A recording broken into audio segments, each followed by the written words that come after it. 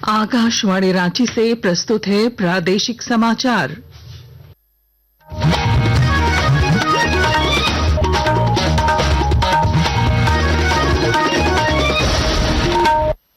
नमस्कार, प्रादेशिक समाचारों के साथ मैं पूनम केरकेट्टा। पहले मुख्य समाचार। प्रधानमंत्री आवास योजना के तहत सरायकेला में 120 लाभुकों को मिले नए मकान। सांसद जोबा मांझी ने कहा, गरीबों को पक्का मकान देना सरकार की ऐतिहासिक पहल। जमशेदपुर में आयोजित झामुमो की बैठक में संगठन विस्तार और कमेटी गठन पर हुई चर्चा। मंत्री रामदास सोरेन ने कहा, हर वर्ग तक योजनाओं का लाभ पहुंचाना राज्य सरकार की प्राथमिकता। हजारीबाग में डाक विभाग ने केंद्र सरकार की जन कल्याणकारी योजनाओं पर विकास कार्यक्रम किया आयोजित। सुकन्या समृद्धि योजना, डाक जीवन बीमा सहित अन्य योजनाओं के लाभ की दी गई जानकारी। राजकीय श्रावणी मेला की तैयारी को लेकर मुख्य सचिव ने की समीक्षा। श्रद्धालुओं की सुविधा को दी प्राथमिकता। देवघर प्रशासन ने यातायात व्यवस्था में रूट डायवर्जन और नो एंट्री पॉइंट किए लागू। और बोकारो में 3 दिवसीय कोयला क्षेत्र पुलिस ड्यूटी मीट का हुआ शुभारंभ। प्रतिभागियों की दक्षता जांचने के लिए स्टेट फॉरेंसिक और सीआईडी टीम मौजूद। और अब समाचार विस्तार से। प्रधानमंत्री आवास योजना के तहत सरायकेला खरसावां जिले के आदित्यपुर नगर निगम क्षेत्र में 120 लाभुकों को नवनिर्मित मकानों की चाबियां सौंपी गईं। गृह प्रवेश कार्यक्रम में सिंहभूम सांसद जोबा मांझी, सरायकेला उपायुक्त नीतीश कुमार सिंह और नगर निगम प्रशासक रवि प्रकाश मौजूद रहे। नगर निगम प्रशासक ने बताया कि योजना के तहत कुल 780 फ्लैट बनाए जा रहे हैं, जिनमें से 120 पहले चरण में तैयार हो चुके हैं। सांसद जोबा मांझी ने कहा कि प्रधानमंत्री आवास योजना सरकार की एक ऐतिहासिक पहल है, जिससे गरीब और भूमिहीन लोगों को पक्का मकान मिल रहा है। प्रधानमंत्री आवास योजना के तहत शहरी क्षेत्र वाले जो भूमिहीन लोग थे, जो जहां तहां जो झोपड़ी बना करके रह रहे थे, वैसे लोगों को आज पक्का मकान देने का काम किया है। और इससे भूमिहीन भी नहीं रहेंगे और कहीं झुग्गी में भी नहीं रहेंगे। जमशेदपुर में झामुमो की पूर्वी सिंहभूम जिला कमेटी की अहम बैठक आयोजित हुई, जिसमें संगठन के विस्तार और सरकारी योजनाओं के प्रचार को लेकर रणनीति बनाई गई।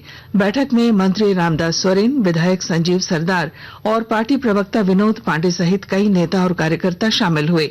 मौके पर सभी प्रखंडों और पंचायतों से आए प्रतिनिधियों ने जिला, नगर, प्रखंड और पंचायत स्तर पर कमेटी गठन कर विस्तृत चर्चा की।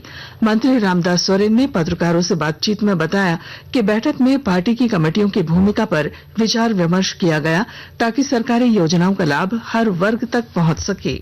इस बैठक में सरकार की और जो योजना को प्रारंभ किए हैं उस पर विचार विमर्श हुआ। पार्टी की संगठन पर विचार विमर्श हुआ, हमारी संगठन को कैसे मजबूत होगा, सरकार की योजनाओं को कैसे हम धरातल पर उतार करें, एक जन जन तक ये समझे कि योजना इस राज्य का मुख्यमंत्री हेमंत सोरेन की योजना है। क्योंकि भारतीय जनता पार्टी लोग हमारे लोगों को दिग्भ्रमित करते हैं, हमारी योजना को बोलते हैं कि मोदी साहब का योजना है। इसीलिए आज की बैठक बहुत महत्वपूर्ण बैठक है। हूल दिवस के मौके पर भोगनाडीह में हुई घटना को लेकर झारखंड मुक्ति मोर्चा ने भारतीय जनता पार्टी पर गंभीर आरोप लगाए हैं। पार्टी के केंद्रीय महासचिव सुप्रियो भट्टाचार्य ने कहा कि राजकीय समारोह में इस तरह की घटना होना चिंता का विषय है और मुख्यमंत्री को इसकी जांच का आदेश देना चाहिए।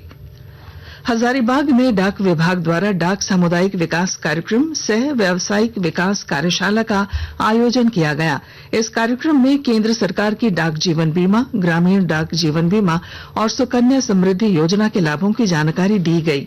डाक सेवा के निदेशक आरबी चौधरी ने बताया कि डाक विभाग प्रधानमंत्री की जन कल्याणकारी योजनाओं को जन जन तक पहुंचाने का कार्य कर रहा है। उन्होंने कहा कि झारखंड में अन्य बैंकों की तुलना में डाक विभाग ने सबसे अधिक सुकन्या समृद्धि योजना के खाते खोले हैं। माननीय प्रधानमंत्री का सपना था कि हमारी बेटियां अगर शिक्षित होंगी तो पूरा परिवार शिक्षित होगा, तो उसी के तहत उनको एम्पावरमेंट देने के लिए, उनको मजबूती प्रदान करने के लिए सुकन्या समृद्धि योजना लाई गई थी। और अभी सारे बैंक में जितना सुकन्या समृद्धि अकाउंट्स हैं, उससे कहीं ज्यादा सिर्फ डाक विभाग में अकाउंट्स हैं। तो हम लोगों ने ये प्रयास किया है कि लगभग सभी बच्चियां सुकन्या समृद्धि अकाउंट से लैस हों, और इस लक्ष्य को धीरे धीरे आगे बढ़ाते हुए हम लोग झारखंड की हर बच्ची को सुकन्या अकाउंट से जोड़ने जा रहे हैं। राजकीय श्रावणी मेले की तैयारियों को लेकर मुख्य सचिव श्रीमती अलका तिवारी ने आज देवघर में आला अधिकारियों के साथ समीक्षा बैठक की, जिसमें उन्होंने भीड़ नियंत्रण, सुरक्षा, आपातकालीन व्यवस्था, स्वच्छता और श्रद्धालुओं की सुविधा को सर्वोच्च प्राथमिकता देने के निर्देश दिए। उन्होंने बारिश के मौसम को देखते हुए साफ सफाई, शुद्ध पेयजल, टेंट सिटी में बेहतर व्यवस्था और डिस्पोजल बेड कवर की समय पर व्यवस्था सुनिश्चित करने को कहा। आकाशवाणी के ताजा तरीन समाचारों के लिए आप हमारी वेबसाइट news.on.air.gov.in पर लॉग ऑन कर सकते हैं। ताजा समाचार x handle @AIR News Alerts और Facebook page all India radio news पर भी उपलब्ध है। आप प्रादेशिक समाचार एकांश के एक्स हैंडल @AIR News_Ranchi और Facebook page Akashvani news Ranchi, Instagram page तथा YouTube channel AIR news Ranchi पर भी हमारे बुलेटिन सुन सकते हैं। प्रादेशिक समाचार आप आकाशवाणी रांची से सुन रहे हैं। पश्चिमी सिंहभूम जिले में रहने वाले सैनिकों, पूर्व सैनिकों, उनके परिवारजनों तथा आश्रितों को जल्द ही मिलिट्री कैंटीन की सुविधा मिल सकेगी और जानकारी दे रहे हैं हमारे संवाददाता। पश्चिमी सिंहभूम जिले में रहने वाले सैनिकों, पूर्व सैनिकों, उनके परिवारजनों एवं आश्रितों को जल्द ही मिलिट्री कैंटीन की सुविधा मिल सकेगी। इस संबंध में एक प्रस्ताव जिला सैनिक कल्याण कार्यालय द्वारा दिया गया है, जिस पर उपायुक्त की अध्यक्षता में बनी कमेटी द्वारा निर्णय लिया जाना है। इसके अलावा सैनिकों के लिए प्रज्ञा केंद्र आवंटनों में 10% आरक्षण का प्रस्ताव भी रखा गया है, ताकि उनका पुनर्वास किया जा सके। सैनिकों, पूर्व सैनिकों एवं आश्रितों की चिकित्सा सुविधा के लिए सदर अस्पताल परिसर में ही पॉलीक्लिनिक संचालित करने का भी प्रस्ताव रखा गया है। दिलीप बनर्जी, आकाशवाणी समाचार, चाईबासा। बोकारो में 3 दिवसीय कोयला क्षेत्र पुलिस ड्यूटी मीट का उद्घाटन आज पुलिस अधीक्षक हरविंदर सिंह ने किया। इस ड्यूटी मीट में बोकारो और धनबाद जिले के 27 प्रतिभागी हिस्सा ले रहे हैं, जिनकी दक्षता जांचने के लिए स्टेट लेवल फॉरेंसिक टीम और CID के अधिकारी मौजूद हैं। सफल प्रतिभागियों को राज्य स्तरीय पुलिस ड्यूटी मीट में भाग लेने का अवसर मिलेगा। मौके पर SP हरविंदर सिंह ने कहा कि प्रतिभागी अनुसंधान, फॉरेंसिक और एविडेंस कलेक्ट करने सहित विभिन्न क्षेत्रों में अपनी प्रतिभा दिखाएंगे। 2 से 4 तारीख तक ये चलेगा। इसमें forensic science, crime investigation, fingerprinting, lifting packing, medico legal, photography की जानकारी, डॉग स्क्वाड को कैसे हैंडल करना है उसकी जानकारी। तो ये सब डिफरेंट टॉपिक्स पे यहाँ पर 3 दिन में ये पूरा चलेगा। और यहाँ से जो प्रतिभागी जो सिलेक्ट होंगे वो आगे जाके स्टेट लेवल का पुलिस ड्यूटी मीट होगा, उसमें पार्टिसिपेट करेंगे और फिर वहाँ से अपग्रेड होंगे और कमेंट होंगे तो all India police duty meet में भी पार्टिसिपेट करेंगे। टाटानगर से होकर गुजरने वाली कई ट्रेनों के समय और रूट में रेलवे ने अगस्त और सितंबर में परिवर्तन का निर्णय लिया है। प्रभावित ट्रेनों में Hatia Jharsuguda express, Tatanagar Itwari express, Rourkela Puri express सहित कई प्रमुख ट्रेनें शामिल हैं। रेलवे ने यात्रियों से यात्रा से पहले ट्रेन का स्टेटस जांचने की अपील की है। कुछ संक्षिप्त खबरें। पाकुड़ में शहीद पुलिस अधीक्षक अमरजीत बलिहार सहित 5 जवानों की 12वीं पुण्यतिथि पर श्रद्धांजलि कार्यक्रम आयोजित किया गया। मौके पर चौक का नामकरण बलिहार चौक कर नई स्थापित प्रतिमा का अनावरण किया गया। कार्यक्रम में शहीद जवानों के परिजनों को भी सम्मानित किया गया। साहिबगंज में निक्षय मित्र योजना के तहत आज संयुक्त स्वास्थ्य भवन में 6 TB मरीजों को गोद लिया गया और उन्हें पोषण किट वितरित किए गए। मौसम। राज्य में अगले 5 दिनों के लिए मौसम विभाग ने येलो अलर्ट जारी किया है।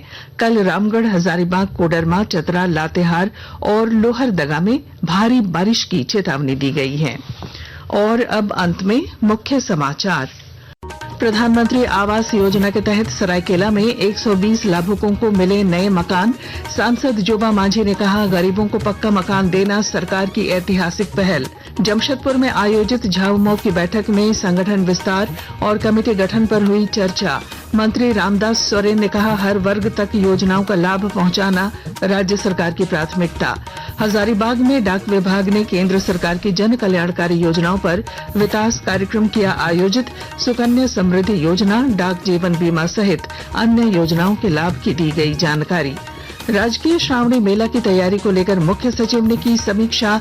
श्रद्धालुओं की सुविधा को दी प्राथमिकता। देवघर प्रशासन ने यातायात व्यवस्था में रूट डायवर्जन और नो एंट्री पॉइंट किए लागू।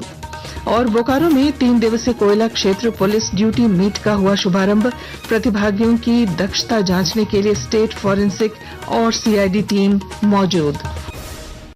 और इसके साथ ही आकाशवाणी रांची से प्रादेशिक समाचार का ये बुलेटिन समाप्त हुआ। अगला प्रादेशिक समाचार बुलेटिन कल सवेरे 8:30 बजे प्रसारित किया जाएगा। नमस्कार।